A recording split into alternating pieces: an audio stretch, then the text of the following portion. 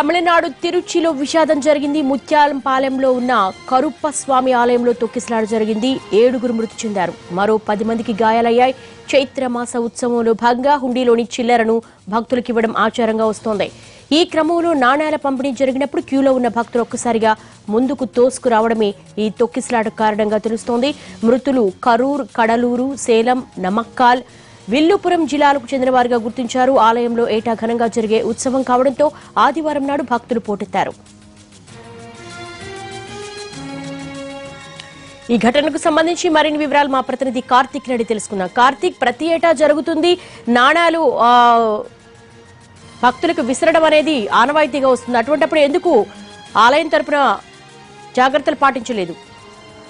దేవి, ఏదైతే తిరుచి సమీపంలోని ముత్యం పాలెంలో ఈ కరుప్ప ఆలయంలో ప్రతి ఏటా కూడా చైత్ర పౌర్ణమి సందర్భంగా కూడా రథోత్సవం అనేది నిర్వహిస్తూ ఉంటారు. ఇదే ఈ ఒక్క గుడిలోనే కాకుండా ఈ చైత్ర పౌర్ణమితో పాటు తర్వాత వచ్చే రోజులు అన్నింటిలో కూడా తమిళనాడు వ్యాప్తంగా కూడా వివిధ ప్రాంతాల్లో పెద్ద ఎత్తున పూజలు అనేది కొనసాగుతూ ఉంటాయి, ఉత్సవాలు అనేది కొనసాగుతుంటాయి.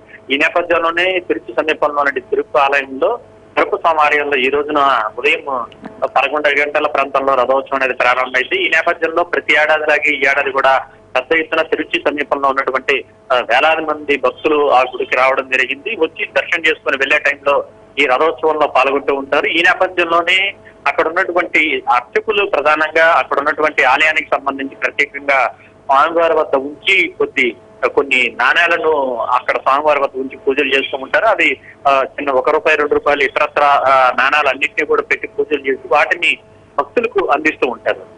ఇది ప్రతి ఏటా జరిగే ఘటనే, ప్రతి ఏటా జరుగుతున్నటువంటి పరిస్థితి ఉంటుంది. అయితే ఈ నేపథ్యంలోనే ఈసారి కూడా పెద్ద ఎత్తున భక్తులు వచ్చారు. అయితే అర్చకులు నాణాలు విసిరే సమయంలో అది పెద్ద ఎత్తున ఎవరికి అందకపోవడంతో కొన్ని మాత్రమే ఉండడంతో అది తక్కువ ఉండడం కారణంగానే ఈ ఘటన జరిగినట్టుగా కూడా తెలుస్తుంది. దీంతో అర్చకులు కూడా ఇసిరి వేయడంతో వారిని ఎత్తుకునే టైంలో తొక్కిసలాట చేసుకుని దాదాపు 7 మంది మృతి చెందారు. దాదాపు 10 మంది పైగా గాయాలతో ప్రస్తుతం తిరుచి ప్రభుత్వ ఆసుపత్రిలో చికిత్స పొందుతున్నారు. అయితే ఎవరీ ఇయర్ జరుగుతున్నటువంటి ఈ ఘటనకు సంబంధించి అక్కడ ఉన్నటువంటి లోకల్ అధికారులు అక్కడ ఉన్నటువంటి అర్చకుల మీద ఆగ్రహం వ్యక్తం చేసినట్టుగా కూడా తెలుస్తుంది. కేవలం మీరు నాణాలు ఇచ్చిన కారణంగానే ఈ తొక్కిసలాట అనేది జరిగినట్టుగా కూడా వారు అభిప్రాయపడుతున్నారు. దీంతో ఈ మేరకు వారిని అదుపులో తీసుకునే అవకాశం ఉన్నట్టుగా కూడా తెలుస్తుంది. అయితే భక్తులు మాత్రం దీన్ని ఏ విధంగా తీసుకుంటారనేది కూడా చాలా ఆసక్తికరంగా మారింది. అయితే కార్తీక్, ప్రతి ఏటా అత్యంత ఘనంగా ఆలయంలో నిర్వహిస్తారు. ఆలయంలో ఉన్న ప్రత్యేకత ఏంటంటే ఆ హుండీలో ఉన్న నాణ్యాలను భక్తులకు ఇవ్వడం అనేది ఆనవాయితీగా వస్తుంది. అత్యధిక సంఖ్యలో భక్తులు వస్తారని తెలుసు, కానీ ఎందుకు చిల్లర తక్కువగా ఉంచుకున్నారు? ఇది అర్చకుల వైఫల్యంగా పరిగణిస్తున్నారు. అసలు దేవస్థానం నుంచి ఎటువంటి రియాక్షన్ వస్తుంది?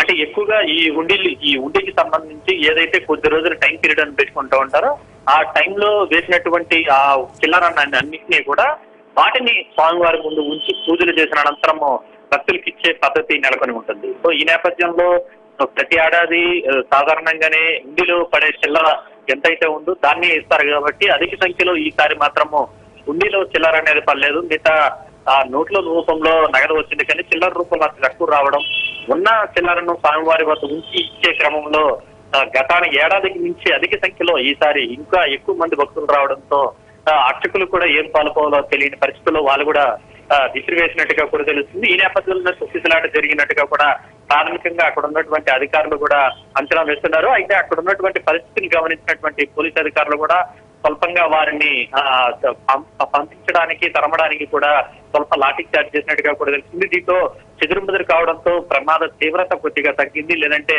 మరింత ఎక్కువగా ఉండే అవకాశం ఉన్నట్టుగా కూడా అక్కడ. అంటే కార్తీక్, తొక్కిసలాటలో చనిపోయారా ఈ 7గురు? లాఠీ చార్జ్ లో చనిపోయారా? ఈ 7 మంది కూడా తొక్కిసలాటలోనే చనిపోవడం జరిగింది. ఒకవేళ పోలీసులు కానీ అక్కడ సకాలంలో స్పందించి వారిని తొక్కిసలాటలో ఉన్నట్టు వారిని లేపడమే కాకుండా కొద్దిగా తరవడం మూలాన ప్రమాద తీవ్రత అనేది తగ్గింది, లేదంటే ఒకరిపై ఒకరు అలాగే పడిపోయి చనిపోయిన వారి సంఖ్య మరింత పెరిగే అవకాశం ఉన్నట్టయితే మనం ఖచ్చితంగా చెప్పవచ్చు. అందులో భాగంగానే పోలీసు అధికారులు కూడా ఈ రకమైనటువంటి స్టెప్ తీసుకున్నారని చెప్పి అక్కడ ఉన్నటువంటి పోలీసు అధికారులతో పాటు జిల్లా కలెక్టర్ కూడా చెప్తున్నారు. అంటే గతంలో ఎప్పుడైనా ఇలాంటి ఘటనలు జరిగాయా? చిల్లర నాణాల కోసం నిండు ప్రాణాలు బలవటం, అందులోనూ 7గురు 10 మంది గాయపడ్డారు. గతంలో అయితే ఒక 5 ఏళ్ల క్రితం కూడా తిరుచిలో కాకుండా ఏదైతే మధురైకి సంబంధించినటువంటి ఒక ఉత్సవంలో ఇటువంటి ఘటన చోటు చేసుకుంది. అప్పుడు 2 మరణించారు. అది కూడా చిల్లర కోసం గొడవ పడిన సందర్భంలో వారు చనిపోయినట్టుగా కూడా తెలుస్తుంది. అయితే దాని తర్వాత ఎటువంటి ఘటనలు కూడా తమిళనాడు వ్యాప్తంగా కూడా ఎక్కడా కూడా కొనసాగలేదు. అయితే ఈ చైత్ర పూర్ణం అనేది వారికి అతి ముఖ్యమైన రోజు కావడంతో వేల సంఖ్యలో వందల సంఖ్యలో కూడా కూర్చుంటారు. మొన్న 2 రోజుల క్రితం జరిగినటువంటి పౌర్ణమి సందర్భంగా మధురైలో జరిగినటువంటి ఉత్సవానికి మధుర మీనాక్షి అమ్మవారి పట్టాభిషేకానికి దాదాపు 10 లక్షల నుంచి 20 లక్షల మంది భక్తులు ఒక వారంలోనే అమ్మవారిని దర్శించుకోవడం జరిగింది. అమ్మవారి ఒక్క రథోత్సవానికి 10 లక్షల మంది అటెండ్ అవడం కారణంగా ఆ టైంలో ఎన్నికలు జరుగుతున్న నేపథ్యంలో ఆ ఎన్నికల పోలింగ్ మీద కూడా ఆ యొక్క ఉత్సవం ప్రభావం పడింది. ఈ రకంగా తమిళులకి చాలా అత్యంత ఇష్టమైనటువంటి ఈ నెల కావడంతో ఈ నెలల్లో జరిగేటువంటి పౌర్ణమి కావచ్చు, పౌర్ణమి తర్వాత వచ్చే రోజులన్నీ కూడా వారు అత్యంత సాంప్రదాయంగా భక్తితో పూజలు చేస్తుంటారు. కాబట్టి ఖచ్చితంగా వెళ్ళాల్సి అటెండ్ అయ్యాల్సి ఉంటుంది.